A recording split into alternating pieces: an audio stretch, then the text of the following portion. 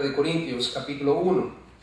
Primera de Corintios capítulo 1. Vamos a estar leyendo los primeros 17 versículos. Primera de Corintios capítulo 1.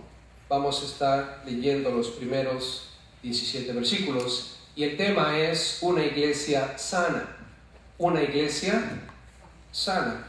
Y hay dos cositas que quisiera considerar con ustedes dentro de este tema. La primera es, una iglesia sana, toma nota de esto, reconoce la gracia de Dios. ¿Qué reconoce una iglesia sana? La gracia de Dios, número 1. Número 2, una iglesia sana evita las divisiones. ¿Qué evita una iglesia sana? Las divisiones. Así es que la gracia de Dios y las divisiones son dos subtemas que vamos a estar considerando mientras pensamos en cómo debe ser una iglesia sana. Vamos a leer los primeros 17 versículos para que podamos entender de manera general lo que Pablo le dijo a esta iglesia y después vamos a analizar cada una de ellas. Dice el versículo 1, Pablo, llamado a ser apóstol de Cristo Jesús por la voluntad de Dios, y el hermano Sóstenes, a la iglesia de Dios que está en Corinto, a los santificados en Cristo Jesús, llamados a ser santos, con todos los que en cualquier lugar invocan el nombre de nuestro Señor, Cristo Jesús, Señor de ellos y nuestro. Gracia y paz a vosotros, de Dios nuestro Padre y del Señor Cristo Jesús.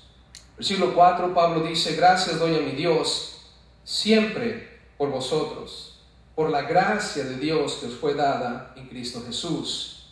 Porque en todas las cosas fuisteis enriquecidos en Él, en toda palabra y en toda ciencia, así como el testimonio acerca de Cristo ha sido confirmado en vosotros, de tal manera que nada os falte ningún don, esperando la manifestación de nuestro Señor Cristo Jesús, el cual también os confirmará hasta el fin, para que seáis irreprensibles en el día de nuestro Señor Cristo Jesús.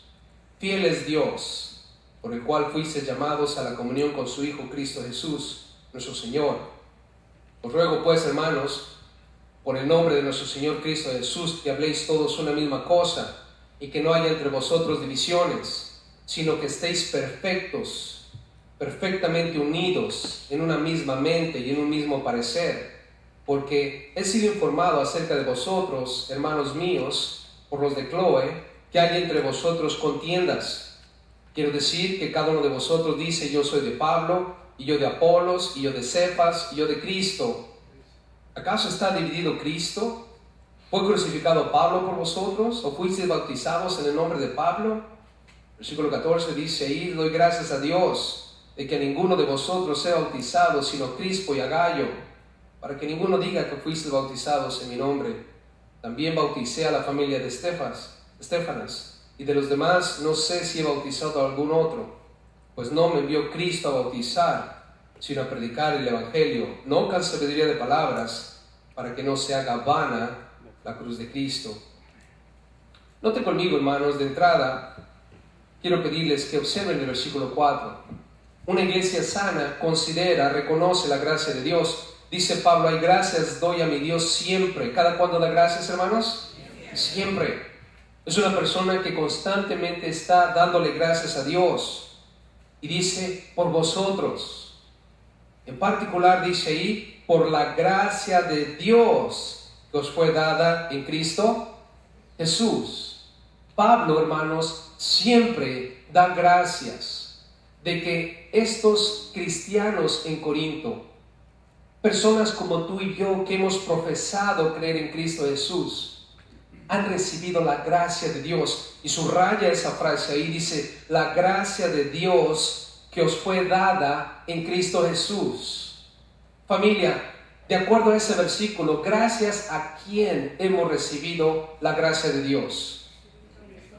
¿De quién? Cristo Jesús. Y cuando hablamos de reconocer la gracia de Dios, tenemos que entender, familia, que la gracia de Dios, esto es, el favor inmerecido. La gracia de Dios es algo que no nos merecíamos. Todos nosotros hemos pecado contra Dios. No hay justo ni aún 1. La paga del pecado es muerte. Lo que tú y yo nos merecemos, de acuerdo a las Escrituras, es la muerte, porque hemos pecado contra Dios. Pero Dios, en su infinita misericordia es no recibir lo que nos merecemos.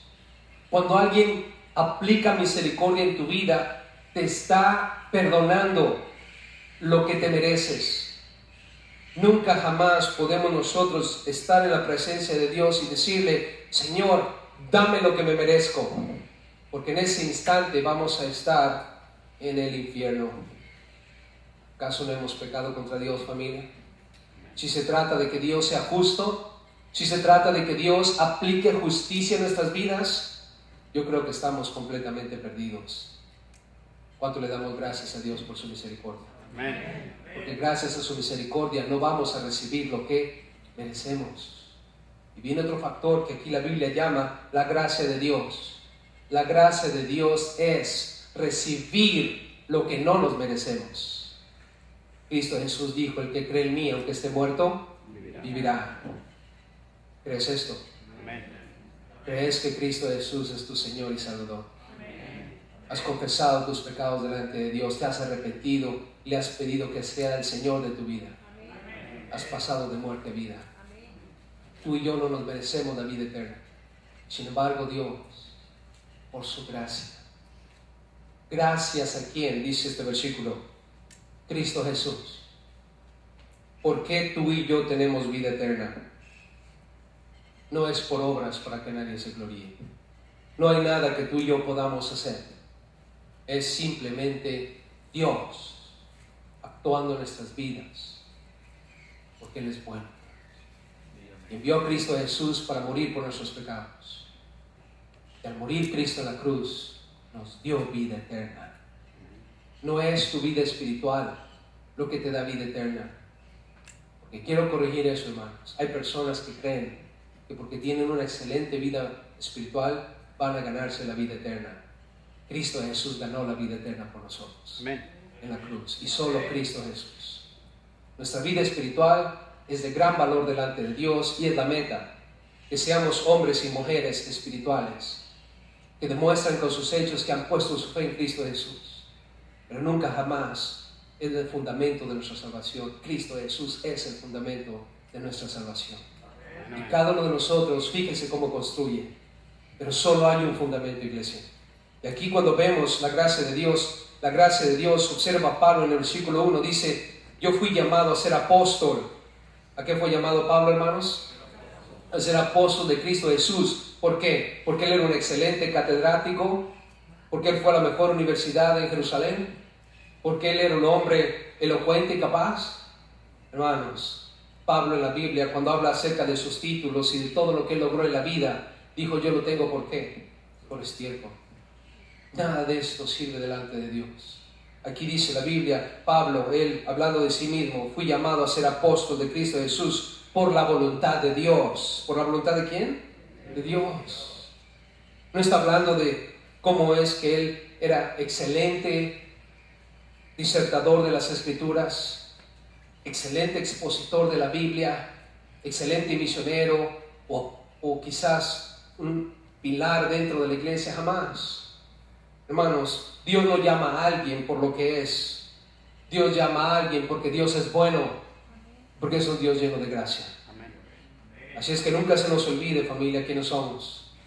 Tú y yo no somos absolutamente nada delante de Dios. Somos solamente polvo, pecadores, que de alguna manera hemos sido encontrados por Dios y hemos llegado al entendimiento de que es Dios y solo Dios en su infinita gracia que nos da vida eterna en Cristo Jesús. Pablo, hermanos, no fue llamado porque él era un hombre sabio o inteligente. Sencillamente, hermanos, porque la gracia de Dios lo alcanzó. Y quiero que vayan conmigo a 1 Timoteo 1. Quiero que lean conmigo el testimonio de Pablo. Y creo que es el testimonio de muchos de nosotros. Y cuando hablamos acerca de una iglesia sana, hermano, no se olvida que es la gracia de Dios que nos ha dado la oportunidad de tener vida eterna. Note conmigo en 1 Timoteo capítulo 1, versículo 12 al 17. ¿Estamos juntos?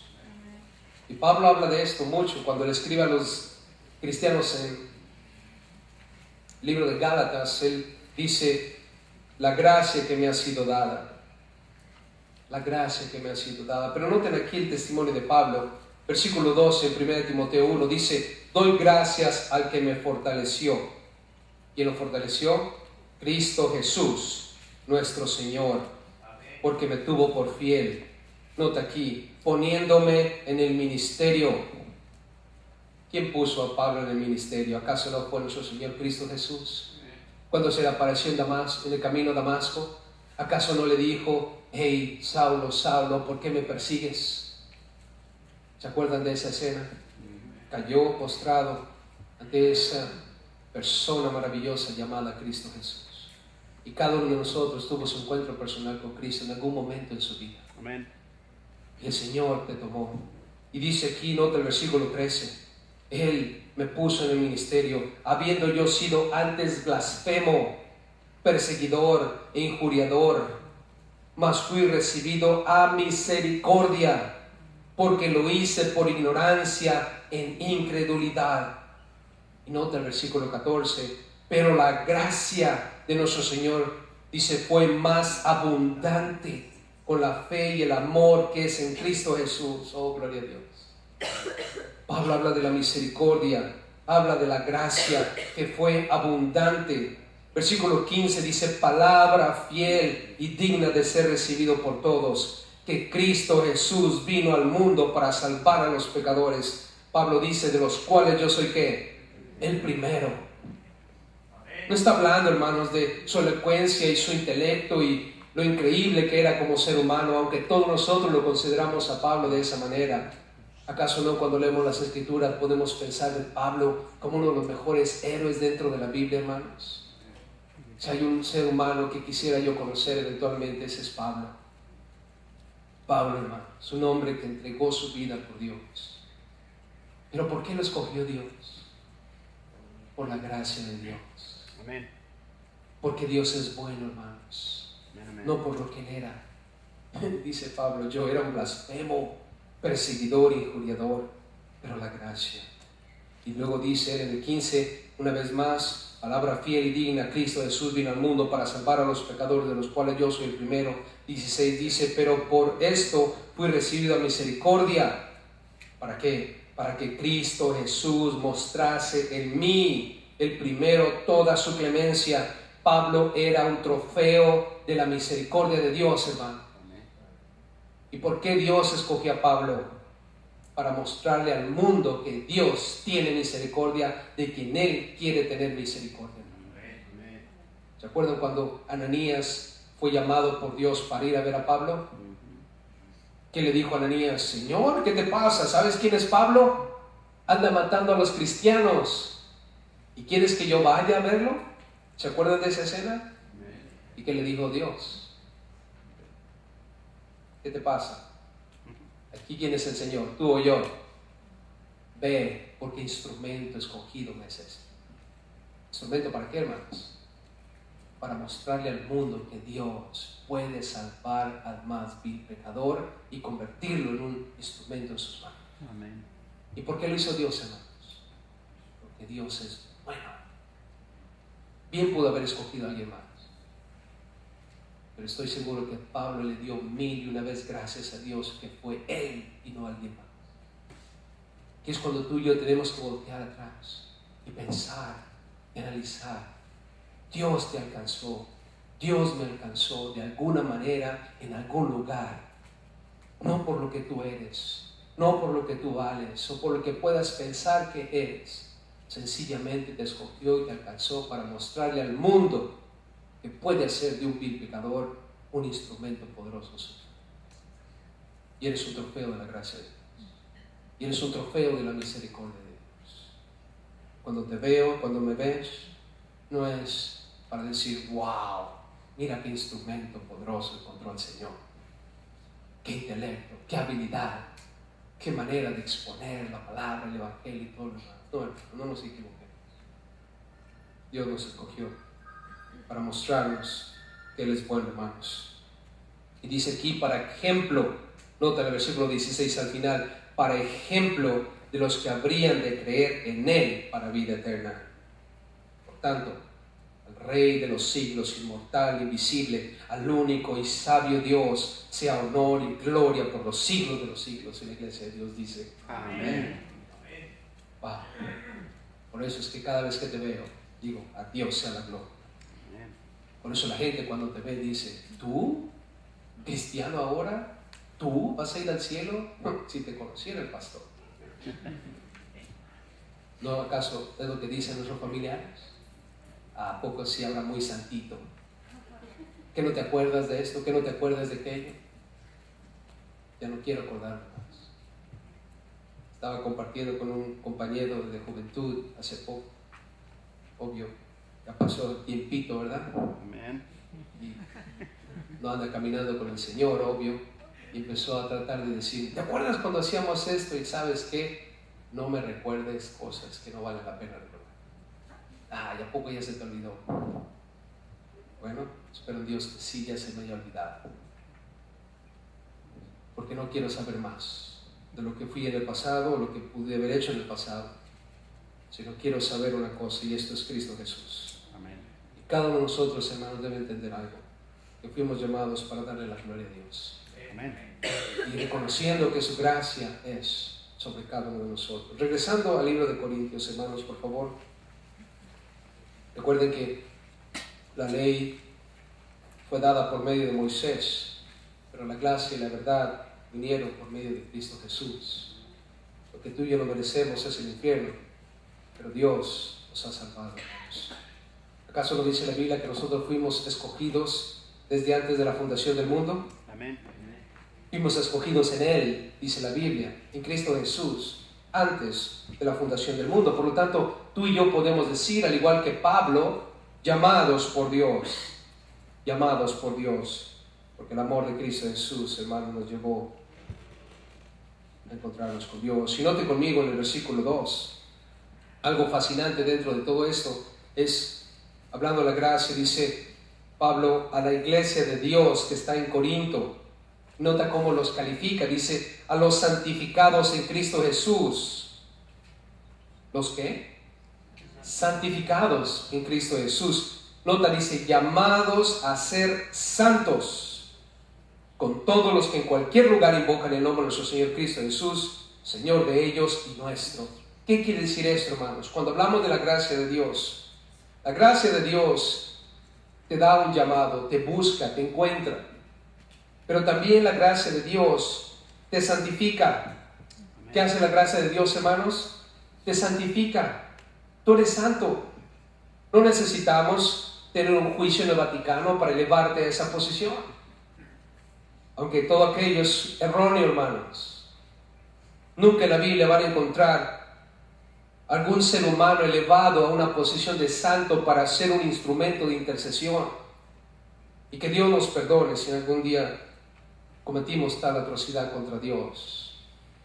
Tener santos que usamos como intercesores, como intermediarios entre nosotros y Dios. Hermanos, solamente hay un hombre, una persona que está entre nosotros y Dios, y ese es Cristo Jesús. Nadie más, hermanos. Y no necesitamos elevar a nadie a la posición de santo, porque todos nosotros que invocamos el nombre de nuestro Señor Cristo Jesús, y cuando hablamos de invocar el nombre de nuestro Señor Cristo Jesús, es como dice Romanos, hemos confesado con nuestra boca que Jesús es el Señor, y hemos creído en nuestro corazón que Dios le levantó de los muertos. ¿Lo has hecho? Amén. ¿Has profesado creer en Cristo Jesús? ¿Le has invitado a ser el Señor de tu vida? Amén. Tú eres un santo. Amén. Amén. Dice aquí, llamados a ser santos. Tú ya estás santificado. Tú y yo hemos sido apartados para estar con Dios. El uso exclusivo de Dios. Y necesitamos entender, hermanos, que la gracia de Dios nos ha puesto en una posición de santos.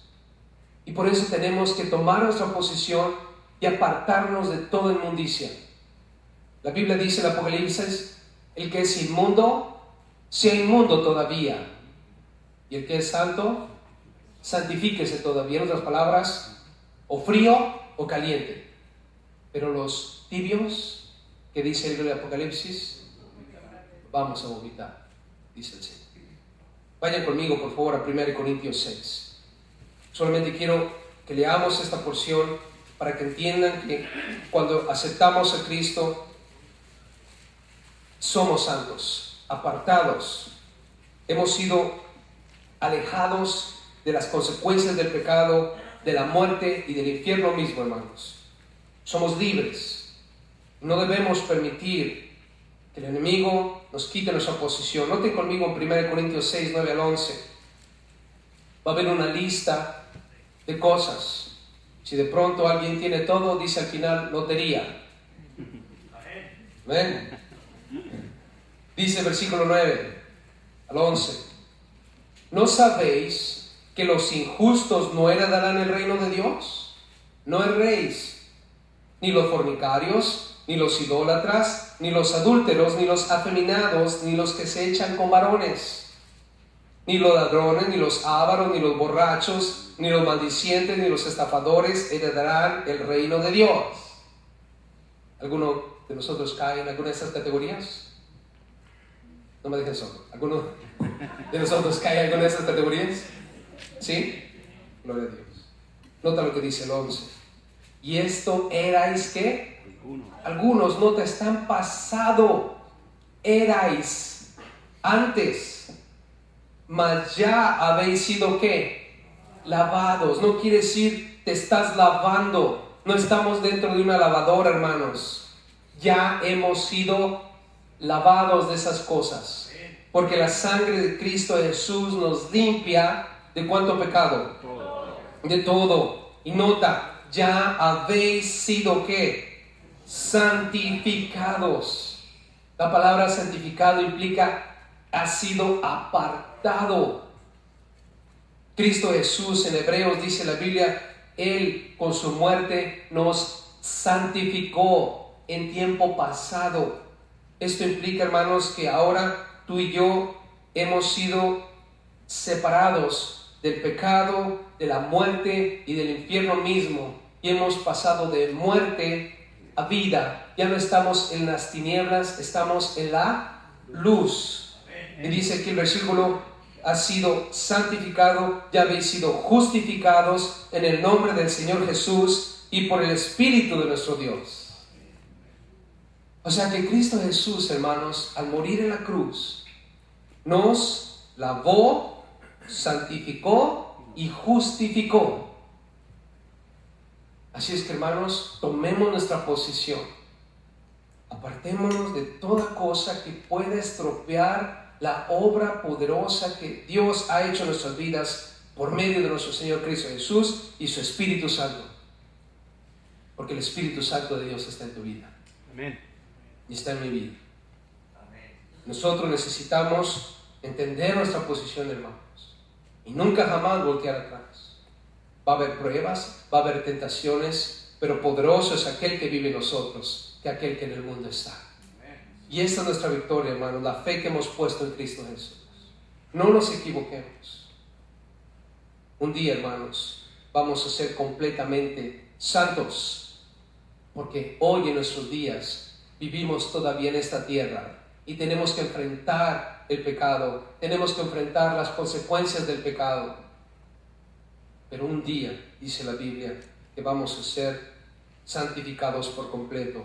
Cuando Pablo se despide de los tesalonicenses, les dice, y el mismo Dios de paz os santifique por completo, y todo vuestro ser, espíritu, alma y cuerpo sean guardados irreprensibles para la venida de nuestro Señor Cristo Jesús. ¿Cuál quiere decir, hermanos, que nuestra completa santificación va a ocurrir cuando Cristo Jesús venga por nosotros?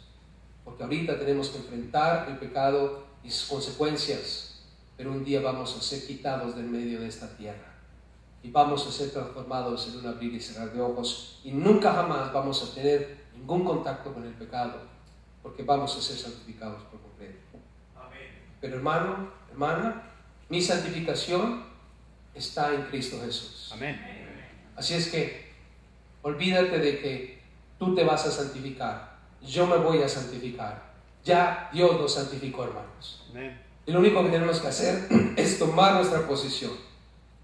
Lo que tenemos que hacer es tomar nuestro papel de santos y caminar en esta vida como lo que somos. Somos santos. Esa es la voluntad de Dios, hermanos. Ahora, nosotros, una vez más, vemos en el versículo 3 lo que la gracia da. Una vez que tú entiendes que es Dios quien te ha llamado tal como tú eres, sin ningún asunto que tenga que ver contigo mismo, Dios te aparta, te santifica, te da paz. Dice el versículo 3, gracia y paz. ¿Gracia y qué? Paz. Paz. A vosotros, de Dios nuestro Padre, el Señor Cristo Jesús.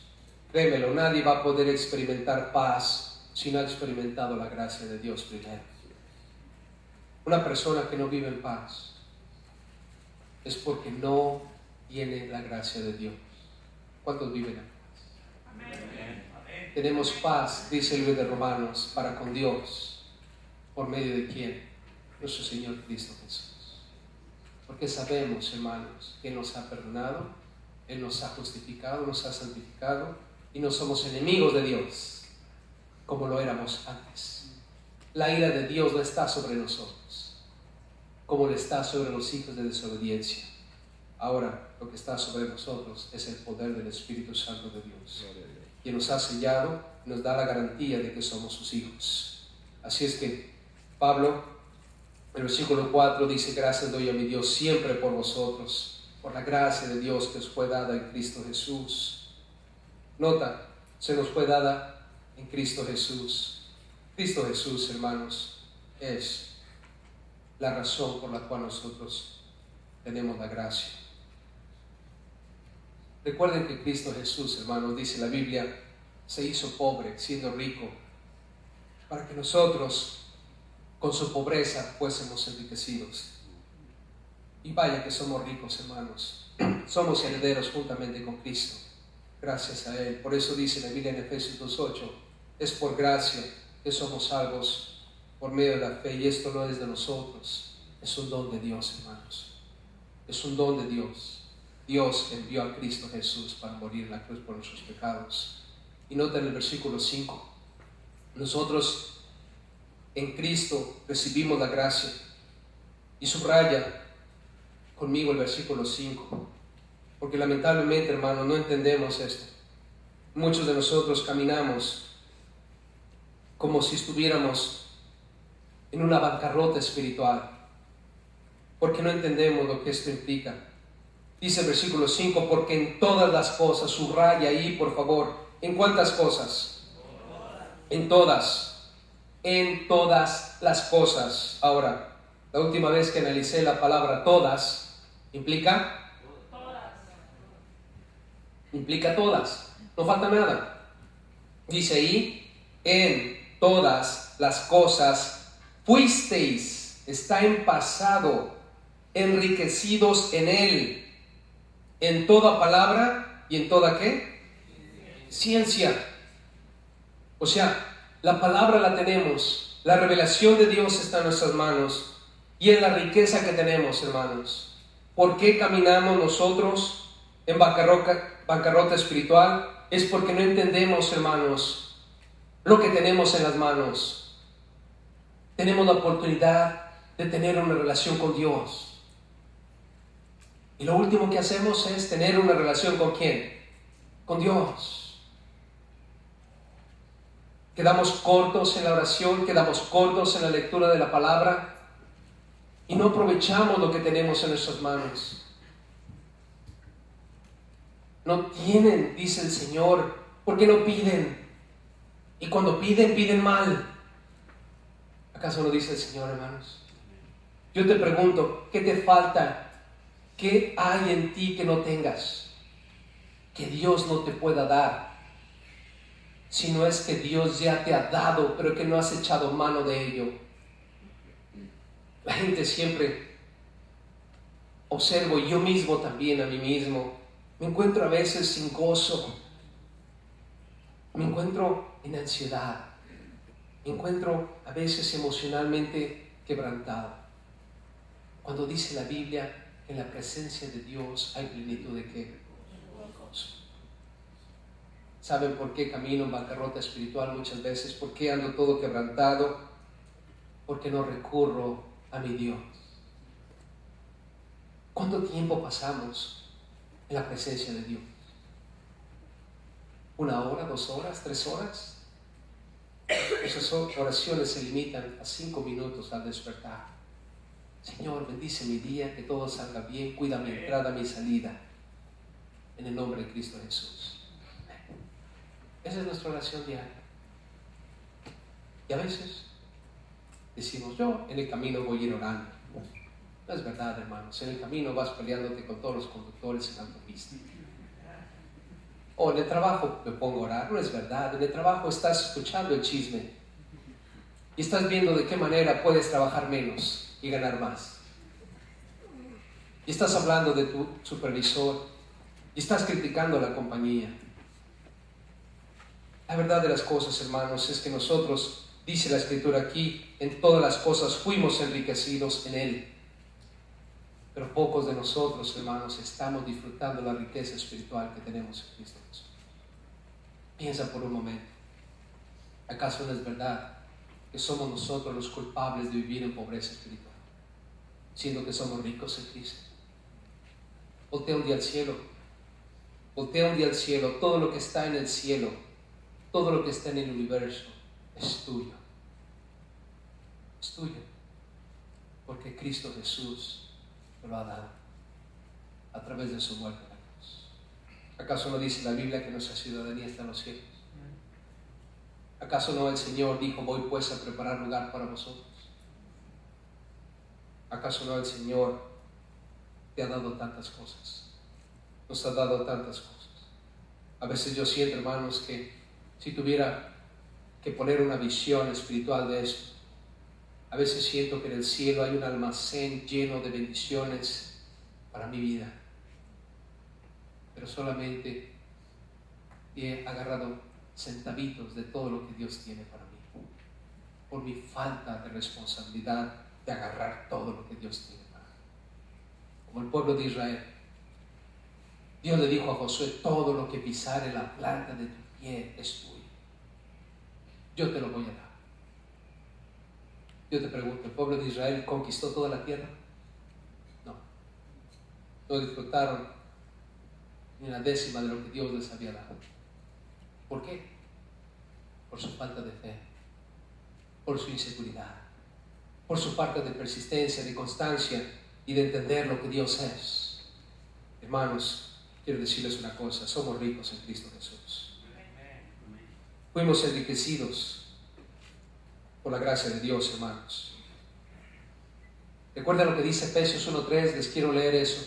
Efesios 1:3 dice, bendito sea Dios y Padre de nuestro Señor Cristo Jesús, que nos bendijo en pasado con toda bendición espiritual en lugares celestiales en Cristo. Hemos sido bendecidos con toda bendición, hermanos.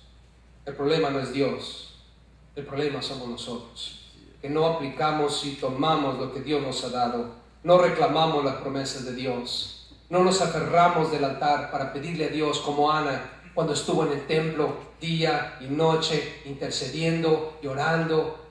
Ella era estéril, hermanos. Y Dios le dio un hijo. Y fue uno de los mejores hijos que pudo haber tenido. Es Samuel, un profeta de Dios, hermanos, que fue usado poderosamente por Dios.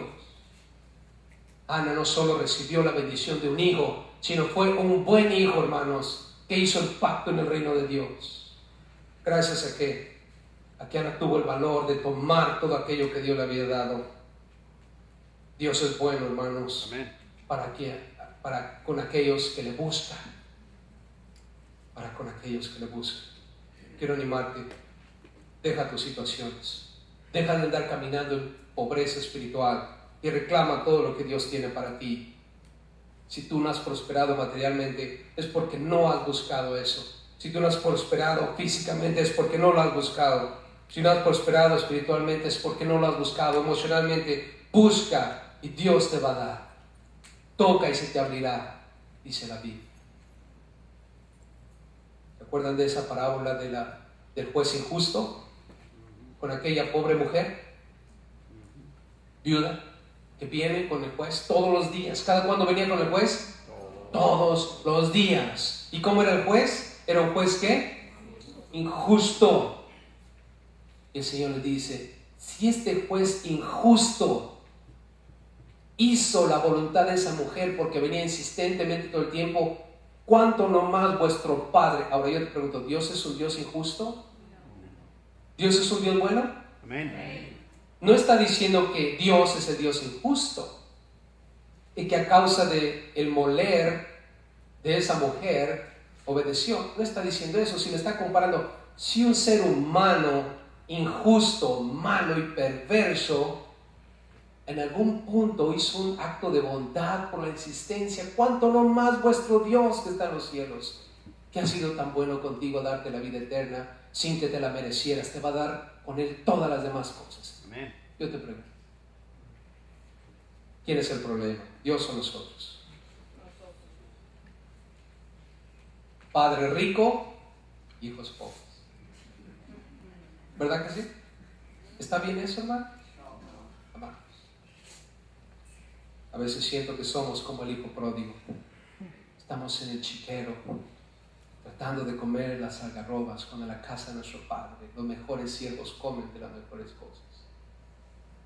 ¿Por qué no volteamos hacia el Padre y decimos, Señor, danos un poco de lo que hay en tu mesa? Yo creo que Dios nos lo daría, ¿no creen, hermanos?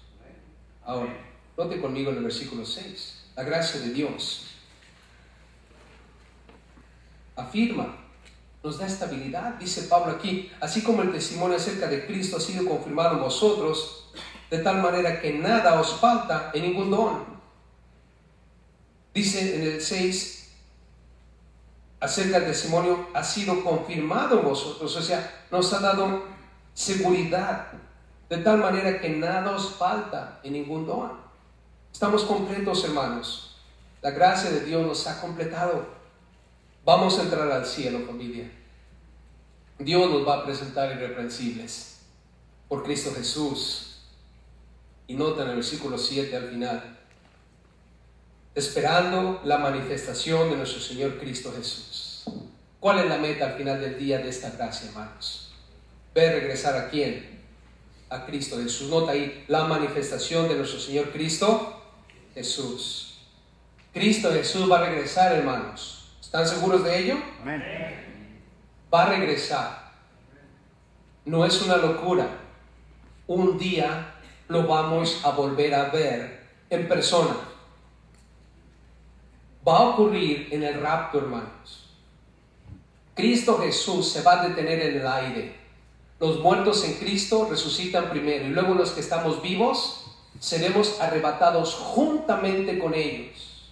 Ellos resucitan y nosotros somos transformados en un abrir y cerrar de ojos. Y juntos, al mismo tiempo, nos vamos a encontrar con nuestro Señor Cristo Jesús en el aire. Y así vamos a estar con Él para siempre. La gracia de Dios, hermanos, el favor inmerecido, la vida eterna, nuestro lugar en el cielo. Pablo le dijo a los filipenses, nuestra ciudadanía está en los cielos, de donde también esperamos al Salvador, al Señor Cristo Jesús, el cual transformará el cuerpo de la humillación nuestra para que sea semejante al cuerpo de la gloria suya, por el poder con el cual puede también sujetar a sí mismo todas las cosas. Hermanos, este cuerpo de humillación, y vaya que es humillante este cuerpo a veces, ¿no es cierto? Hace poco estábamos en el parque y mi esposa y yo, cuando éramos jóvenes, nos encantaba, claro, no mucho tiempo atrás, ¿verdad? No, tampoco. Pero nos encantaba ella y a mí jugar básquetbol y éramos buenos jugando básquetbol. Ella está chiquita, pero mete canastas o metía canastas.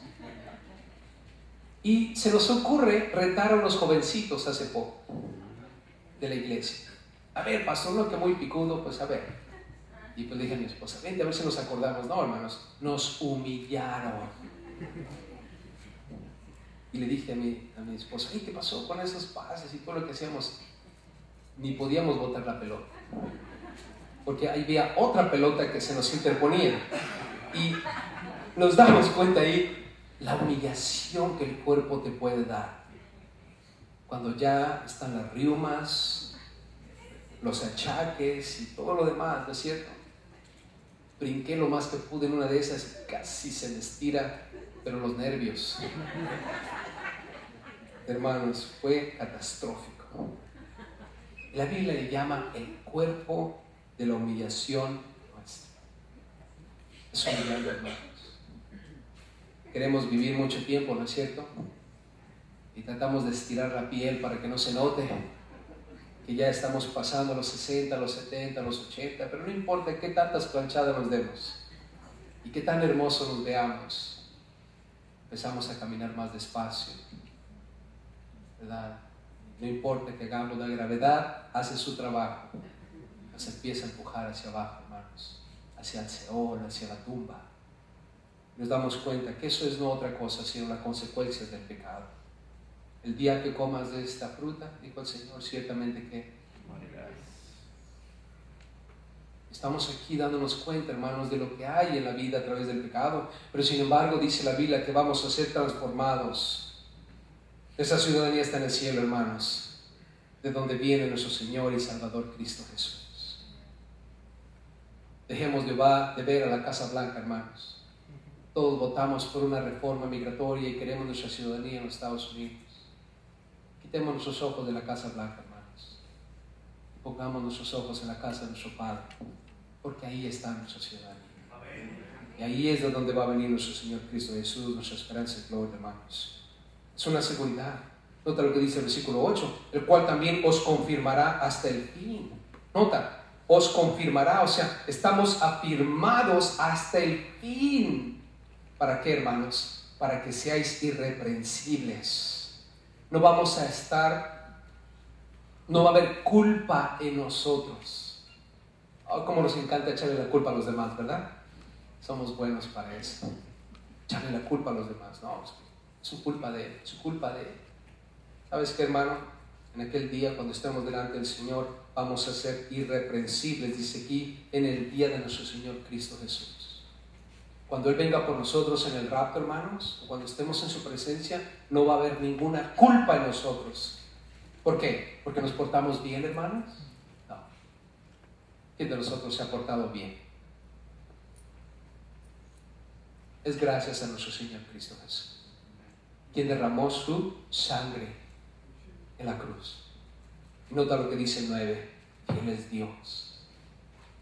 ¿Y Él? ¿Dónde escuchamos eso antes? Si pecado hemos, abogado tenemos para con el Padre. ¿Quién es este? Cristo Jesús. Él es fiel. ¿Para qué? Para perdonarnos. Hermano, cuando hablamos de la fidelidad de Dios y el por qué voy a estar irreprensible en la presencia de Dios, no es porque me porté bien, hermano. No es porque te portaste bien, sino porque Cristo Jesús hizo una buena obra en la cruz al morir por nosotros y dijo: consumado, ya está pagado, está hecho. Tomen ventaja de esto. Dios es fiel, hermanos, y si tú has puesto tu fe en Cristo Jesús y has entregado tu vida a Él y Él es el Señor de tu vida, vas a ser presentado sin culpa delante de Él un día, porque fiel es Dios, hermano. Tú y yo podremos ser infieles en algunas cosas, pero Dios es siempre fiel. Si Él ha escrito tu nombre en el libro de la vida, Él es el único que lo puede borrar. Y quiero decirte algo: si tú has puesto tu fe en Cristo Jesús, Él no va a borrar tu nombre del libro de la vida, porque lo prometió.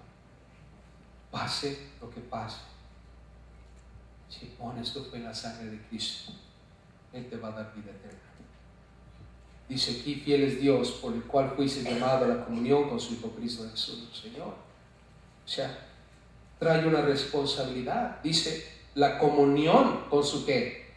Con su Hijo Cristo Jesús. Dice la Biblia que no hay comunión entre la luz y las tinieblas. Una persona que ha recibido la gracia de Dios va a ser presentada irreprensible, pero entiende que ha sido apartado. No más las tinieblas, pero ahora caminamos como hijos de ¿qué? Dios. Y tenemos comunión con Cristo Jesús. Cada uno de ustedes, estoy seguro, tiene comunión con Cristo Jesús. pasa tiempo con el Señor, habla con su Señor, recibe órdenes de su Señor y Él te va a presentar irreprensible. Terminamos con la última sección, hermanos. Una iglesia sana evita las divisiones. Nota lo que dice el versículo 10. Os ruego pues, hermanos, por el nombre de nuestro Señor Cristo Jesús. ¿Quién es la máxima autoridad, hermanos? ¿Acaso no es nuestro Señor Cristo Jesús? La autoridad que presenta Pablo delante de esto. Yo les pido algo, es una exhortación. Por el nombre de nuestro Señor Cristo Jesús, el nombre del Señor Jesús, aún echa fuera demonios, hermanos. Amén. Sana enfermedades, levanta paralíticos, da vista a los ciegos. En el nombre del Señor Jesús, todos nosotros somos salvos, porque no hay otro nombre, no hay otro nombre bajo el cielo dado a los hombres en que podamos ser salvos, hermanos. Solamente es el nombre de Cristo Jesús. En ninguno otro hay salvación. Amén. Y Él es la máxima autoridad. Por eso es que Pablo dice, por esta autoridad les pido algo, que habléis todos una misma cosa, que habléis todos una misma cosa. En otras palabras, hermanos, nosotros tenemos que tener un mismo sentir, tenemos que estar en unidad en lo que pensamos, en lo que sentimos, en lo que hacemos. Debemos estar de acuerdo y no debe haber divisiones entre nosotros, sino, dice aquí Pablo, que estéis en un mismo sentir, una misma cosa. Ahora, cuando hablamos de una misma cosa, hermanos, ¿qué es lo que nos va a unir? Cuando hablamos de un mismo sentir, una misma cosa, es la Biblia, la palabra de Dios. Por eso es que cada uno de nosotros debe estar en las Escrituras. Todas las iglesias en todo el mundo que invocan el nombre del Señor Cristo Jesús deben de estar leyendo las Escrituras. Nunca vas a encontrar división entre iglesias que leen las Escrituras. Podremos vestirnos diferente, podemos adorar diferente, pero cuando se trata de las doctrinas esenciales de la Biblia, nunca vamos a encontrar diferencias, hermanos. Amén. Yo he estado en iglesias en otros países donde su estilo de alabanza es diferente, donde su música es diferente, pero eso no es algo esencial. Pero cuando se trata de recibir a Cristo y de la salvación por fe, es lo mismo, no es diferente. Es el mismo Cristo, la misma cruz, la misma sangre, justificación por fe, la gracia y la misericordia de Dios es lo mismo. Y podemos estar unidos, hermanos. En el África podemos estar brincando para arriba y para abajo mientras estamos alabando a Dios. Pero la salvación es por fe, hermanos. No hay diferencia. Son mis hermanos en Cristo. Que ellos brincan para arriba y para abajo cuando alaban a Dios. Gloria a Dios. Quizás están cumpliendo lo que dice el profeta, que en el cielo vamos a saltar como becerros de la manada. Gloria a Dios si están practicando desde aquí abajo. A lo mejor nosotros no creemos porque nos vamos a humillar unos a otros saltando para arriba y para abajo. Pero eso no importa, hermanos. Lo que importa es nuestra fe en Cristo Jesús. Amén. Por eso es que Pablo dice, sientan una misma cosa, todos unidos. Otra cosita más aquí. Observa, dice que no haya entre vosotros ¿qué? Divisiones. No haya entre vosotros divisiones. Lo que el Señor quiere, hermanos, es que nosotros no nos dividamos. Va a haber gente que causa divisiones. Normalmente, hermanos, las divisiones son porque no entienden las Escrituras. Si de pronto entre nosotros surge alguien que va a causar divisiones, es porque tiene una mala interpretación de las Escrituras. Y eso es lo que va a ocurrir, hermanos. Pablo le dijo a los romanos, cuídense de los que causan divisiones y tropiezos en contra de la doctrina que habéis aprendido, y apártense de ellos. Cuando estamos hablando de divisiones, hermanos, estamos hablando de aquellas personas que no entienden las Escrituras y quieren causar una división dentro de nosotros. Surgen personas que traen otras doctrinas, otras interpretaciones o maneras de entender la Biblia que no es bíblico. Y ahí es cuando vienen las divisiones. Tenemos que apartarnos de tales personas. Amén. Pero nunca, jamás, hermanos, nunca va a ocurrir entre nosotros. Si tú lees tu Biblia todos los días y yo leo mi Biblia todos los días, jamás va a haber división entre tú y yo, porque vamos a estar unidos por la misma doctrina, hermanos. Empieza a leer libros de los testigos de Jehová y empieza a aprender de ellos a través de sus libros. ¿Sabes qué va a pasar un día? Va a haber división entre tú y yo, porque el Jesús de ellos es un ángel, el Jesús de nosotros es un Dios. Es Dios. Más bien, no es un Dios, es Dios. Amén. Claro que va a haber divisiones. El Jesús de los mormones es el hermano de ¿quién? De Satanás. ¿Ustedes sabían eso? ¿Es el mismo Jesús? No, hermanos, no es el mismo Jesús. Va a haber división entre nosotros. ¿Por qué? Porque ellos no tienen al mismo Jesús. Nota conmigo también el versículo 10, al final Pablo les dice ahí: sino que estéis perfectamente unidos en una misma mente y en un mismo ¿qué? Parecer. Debemos, hermanos, huir de las divisiones y estar, como dice aquí, perfectamente unidos. Es la misma palabra que se usa en el matrimonio. Dejará el hombre a su padre y a su madre y se unirá a su mujer y serán una sola ¿qué? Carne. Debemos buscar ser una sola carne, un solo cuerpo. Y una vez más, hermanos, ¿qué nos va a dar esa perfecta unidad? La palabra de Dios. Por eso aquí en esta iglesia, hermanos, no nos vamos a apartar de la palabra de Dios. Vamos a seguir leyendo las Escrituras juntos y eso nos va a mantener unidos. Hay personas que en el camino se van a desenganchar, pero ¿sabes qué? Son personas que eventualmente dejan de leer la Biblia, dejan de estar en la palabra y por eso se desenganchan. Versículo 11: he sido informado, dice Pablo, acerca de vosotros, hermanos míos, por los de Cloe, que hay entre vosotros contiendas. ¿Qué causan las divisiones, hermanos? ¿Causan qué? Contiendas, problemas, luchas, peleas. ¿Y saben qué? La Biblia dice que las contiendas son obras de la carne. Cuando una persona se aleja de la Biblia, se aleja de tener una relación con Dios, se vuelve una persona carnal. Y por eso es que hay contiendas. No era nuevo en esta iglesia. ¿Y qué es lo que estaban diciendo? Observa el versículo 12. Quiere decir que cada uno de vosotros dice: yo soy de Pablo, y yo de Apolos, y yo de Cefas, y yo de ¿quién? De Cristo. ¿Acaso está dividido Cristo? Hermanos, ¿se trata de ser partidario de Pablo, ser partidario de Apolos o de Cefas? O algunos más espirituales: oh, yo no sigo ni a Pablo, ni a Apolo, ni a Pedro, sigo a Cristo. Esos también causan divisiones, hermanos, los que se creen espirituales. Es lo que está diciendo Pablo. Entre ustedes, ¿a algunos les gusta cómo predica Pablo? ¿O todo lo pone de una manera expositiva? ¿O Apolos es más elocuente, camina en el púlpito de izquierda a derecha y grita un poquito más y le pone más pasión a las oraciones? ¿Y Pedrito? ¿Acaso está dividido Cristo, hermanos? ¿Fue crucificado Pablo por nosotros? ¿Quién es quien nos debe unir? ¿Pablo, Apolos, Pedro? ¿Quién nos debe unir? Cristo Jesús. Amén. ¿O fuimos bautizados en el nombre de Pablo? Cuando te bautizaron, ¿en el nombre de quién te bautizaron? ¿Acaso no fue el nombre de Cristo?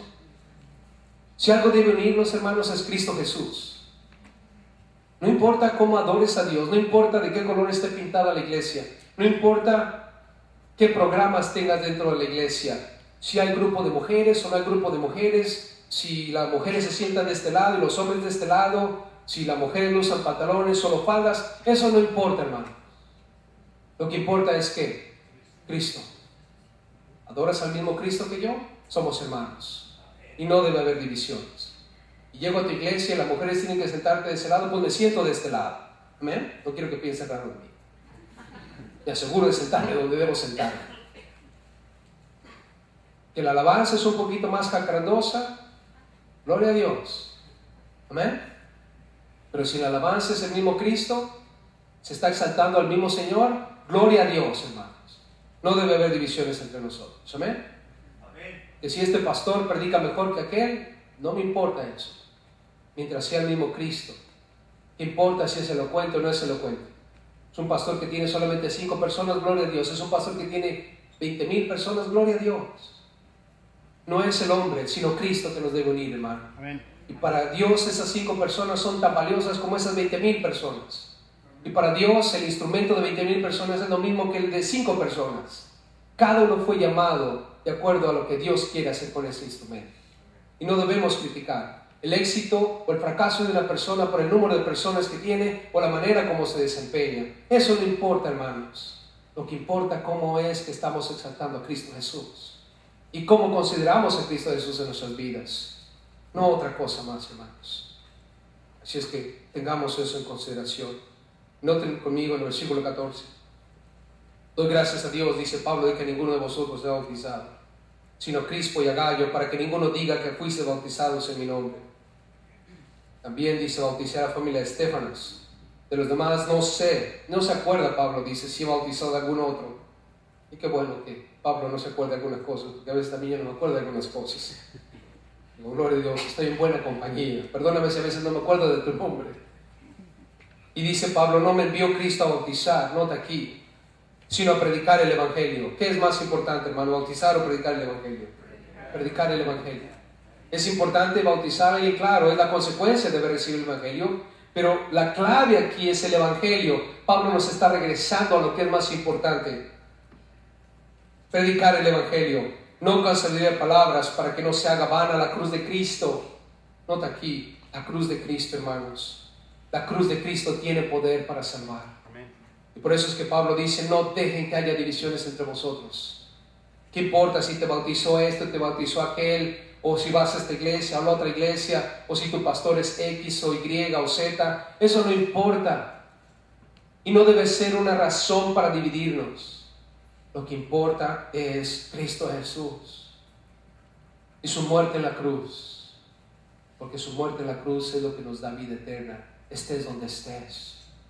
Sea quien sea tu pastor, sea como sea que adoras a Dios, es Cristo Jesús que nos da vida eterna y nada más, hermanos. Nunca ha sido mi intención decir y declarar que esa es la única iglesia, hermanos, que predica la palabra de Dios. Somos una de tantas iglesias, hermanos, que predican fielmente la palabra de Dios. No somos la única iglesia, hermanos. Somos parte de la iglesia de Dios. Y nos unimos con todos aquellos que exalten a Cristo Jesús. Amén. Que reconozcan su muerte en la cruz como suficiencia para la salvación. Nos unimos con todas las iglesias que tienen fe en la sangre de Cristo Jesús y que creen que Cristo Jesús es Dios. Amén. Todas las demás, hermanos, son iglesias herejes y no debemos estar unidos con ellos, pero sí con nuestros hermanos en la fe que siguen al Dios de la Biblia. Así es que, hermanos, una iglesia sana reconoce la gracia de Dios y evita ¿qué? Las divisiones. Así es que sigamos unidos en Cristo, hermanos.